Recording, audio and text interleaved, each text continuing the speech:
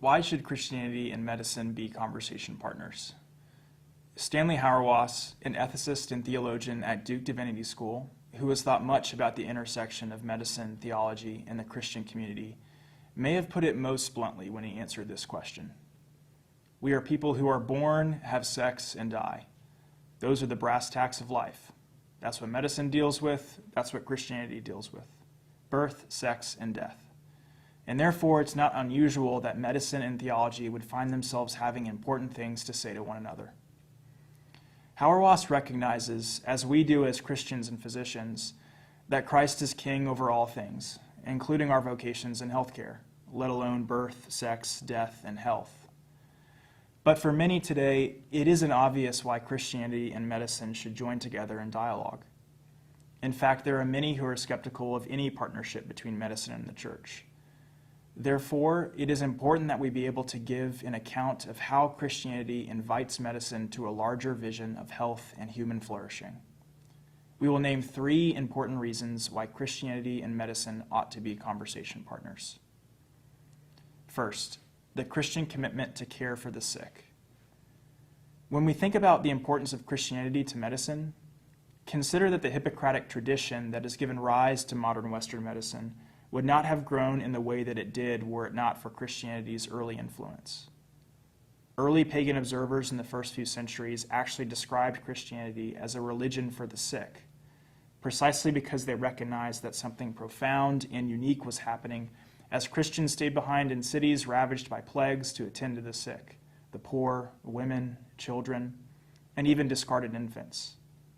These early Christians pioneered a new concept of care which focused on the least of these, rather than on the welfare of the city, the health of the elite, or the reputation and legacy of the philanthropist or physician.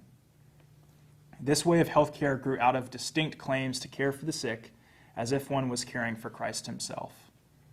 For I was hungry, and you gave me food. I was sick, and you visited me. Truly I say to you, as you did it to one of the least of these, you did it to me.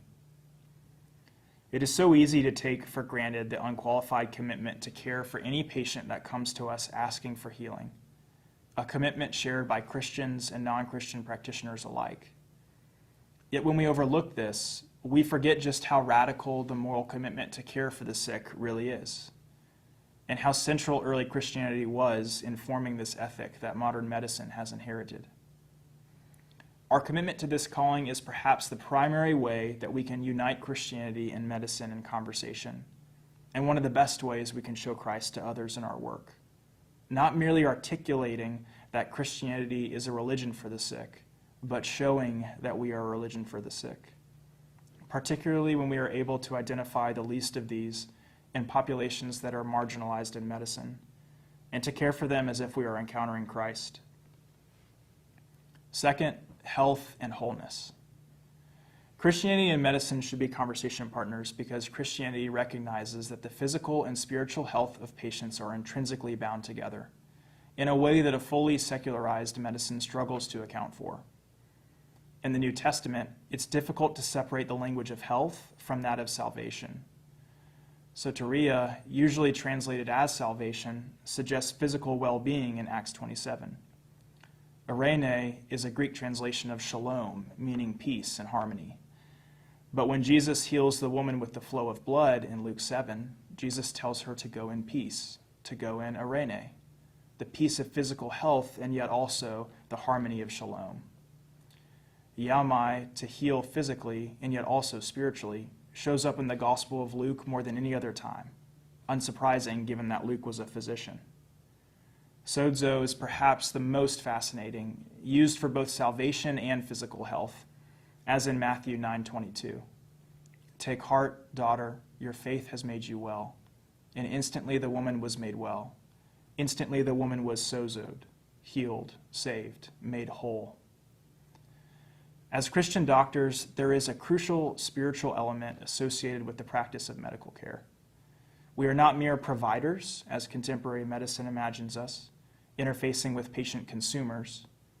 Rather, we are children of God working towards health with fellow children of God, caught in vulnerable states of suffering and trust.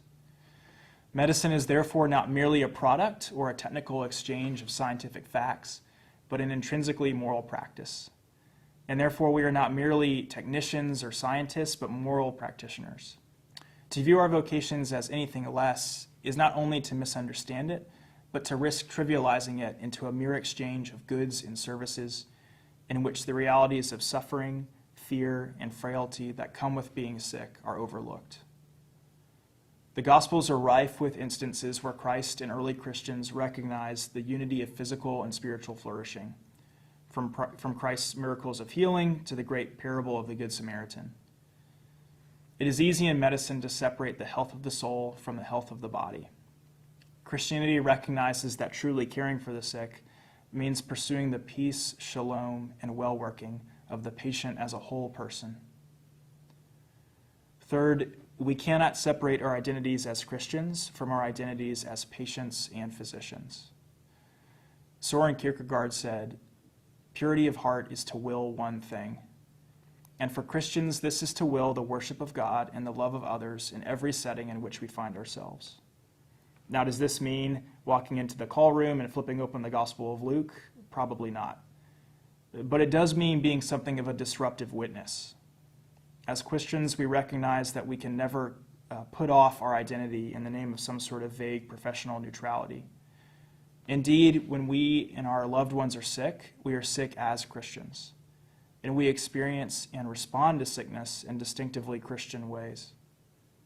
When we offer medical care, we serve as Christian clinicians, called to see the sick and suffering in a particular way, not merely as pathological problems or healthcare clients, but as children of God.